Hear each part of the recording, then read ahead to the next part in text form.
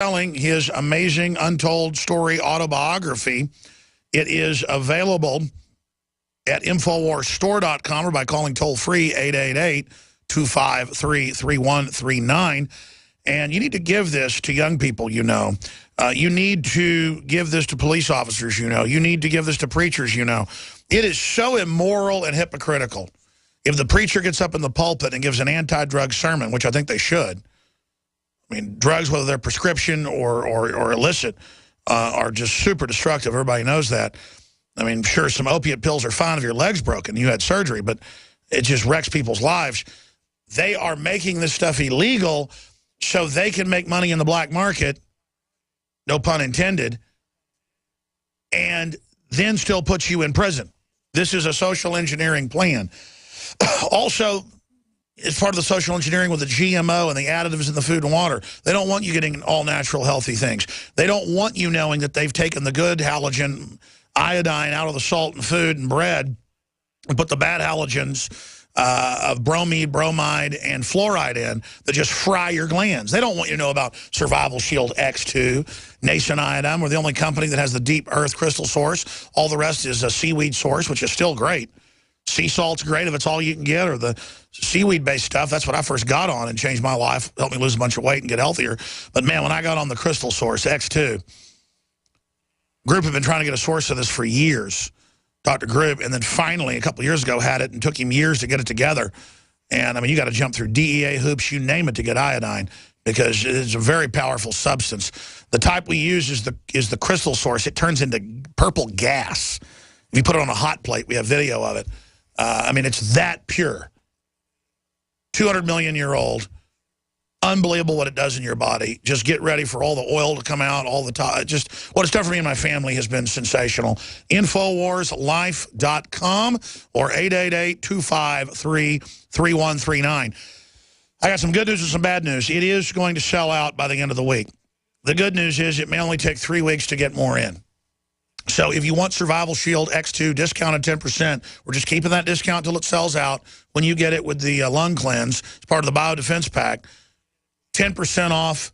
You can also use the promo code NOW and get 5% off all the other products that are already discounted. DNA Force, Oxy Powder, already the lowest price on Oxy Powder, but 5% off promo code NOW. Super Male Vitality, Super Female Vitality. And again, this doesn't mimic testosterone. The concentrated organic herbs that are in there, it's stuff that's been developed to get your body to release what you're already supposed to have. With all the chemicals and the estrogen mimickers that are really screwing men up particularly. Then the formulations for women to help get them cleaned up. And you've heard the rave reviews. We are self-funding here. I fund this whole operation off books, videos, T-shirts, sponsors. We're not like NPR getting public money. We're not like MSNBC getting stimulus money. Our parent company isn't some weapons manufacturer. This is an operation set up by me, Alex Jones, to try to promote the truth. Because the truth will set us free, as Christ said. So Freeway Rick Ross is our guest. FreewayRick.com. You can get his book there as well, or at InfoWarsStore.com. Find the supplements at InfoWarsLife.com. Or, again, the book at InfoWarsStore.com. And please remember to support our local AM and FM affiliates. Whether it's Oklahoma City or I haven't plugged some of these new affiliates. We've got a new one in Chicago on top of our other affiliate. And we've also got Jasper, Texas just turned us on. It's like 5 or 6 new affiliates the last 2 weeks, and I haven't plugged them. They've told me to plug them. If you print those out again, I'll actually mention those on air. But please tell friends and family about the show if you're listening to it. It's a big deal that a show telling the truth like this can be heard. It's all word of mouth. Please support their local sponsors. Please tell them why you're supporting the sponsors, or become a sponsor. If you're a car dealership or a restaurant or a bookstore or a maid service or a hotel, whatever, you better support it. That's why we've gone from being on the weekends to weeknights to prime time on almost every affiliate that picks up our show, is because you have been supporting it. So you're the reason we're reaching more people. Now, Rick Ross, you've got the floor. You've told the story. Biggest cocaine dealer in West Coast history.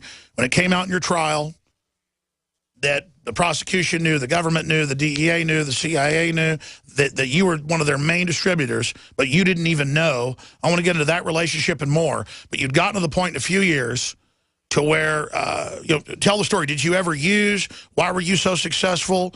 And then go ahead and walk through everything that happened. And then now what your message is to the youth about what's really going on. And we'll talk about Gary Webb. Well, I did start using for a short time. I got up to a point to where I probably had about $8,000 or $9,000. I thought I was rich. So, when you're rich, you start experimenting, with the drugs. And I looked up, all my money was gone.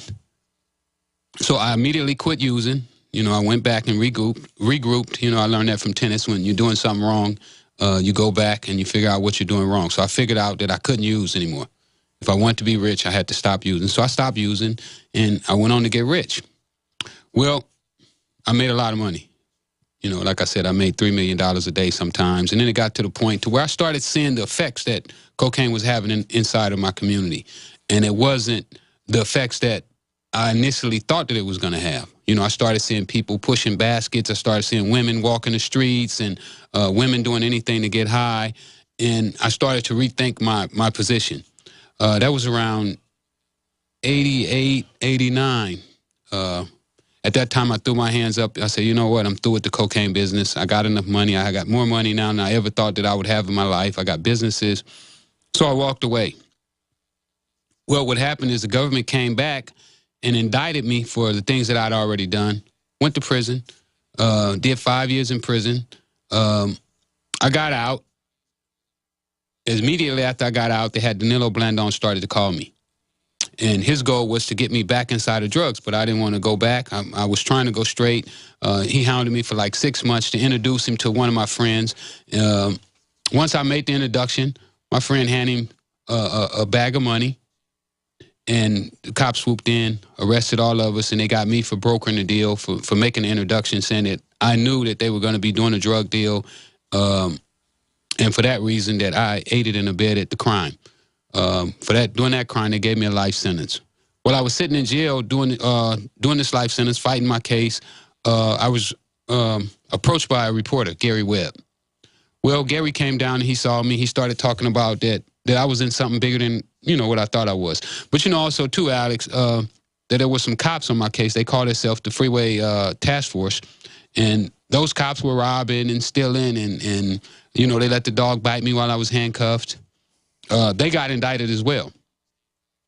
So I meet Gary Webb, and he was like, oh, man, this is bigger than what you think it is. I'm thinking that they're talking about the crooked cops. It's like 35, 40 cops that's running around robbing drug dealers, taking their money, and they became drug dealers themselves, really, because they was taking the drugs from one person, planting them on another person, and selling them to this person, and just a criminal enterprise.